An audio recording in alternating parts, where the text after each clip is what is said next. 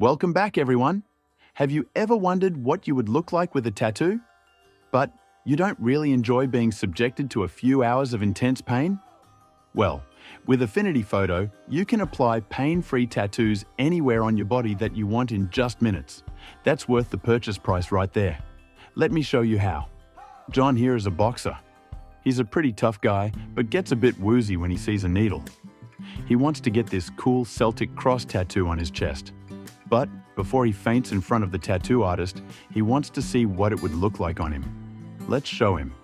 First, I'll copy and paste this image of a cross onto my canvas. It'll show up as a separate layer above John here.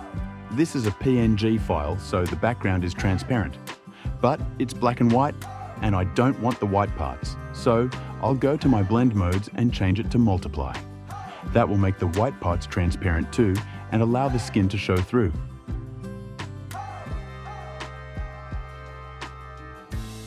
Okay, that looks good. Next, I'll lower the opacity of the tattoo layer a bit to give it a more natural look. Around 70% should do. Then, I'll give the tattoo a slight blur. I'll click on my Live Filters button at the bottom of the layer panel and select Gaussian blur. Maybe about 1 pixel worth. Don't overdo it here.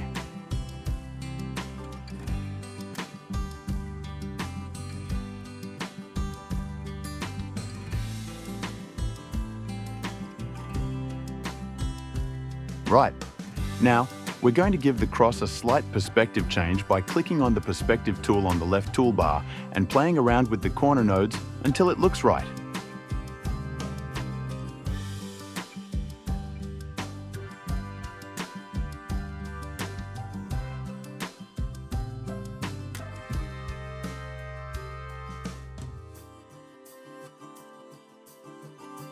Okay, that's about right. Now here's the cool part. We're going to warp the tattoo a bit to fit John's chest better.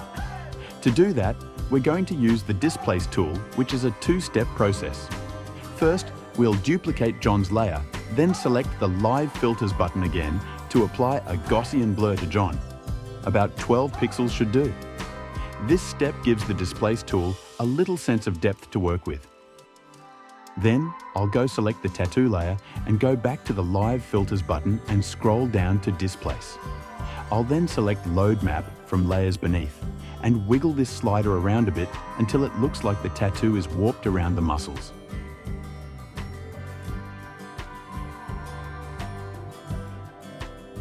Finally, click on the little dot to the right of the duplicate John layer to hide the blur. And so, yeah, there you go. One cool tattoo that I'm sure John will love if he ever works up the nerve to get it done. Well, that's it for now. Thanks for watching. Please don't forget to hit those like and subscribe buttons.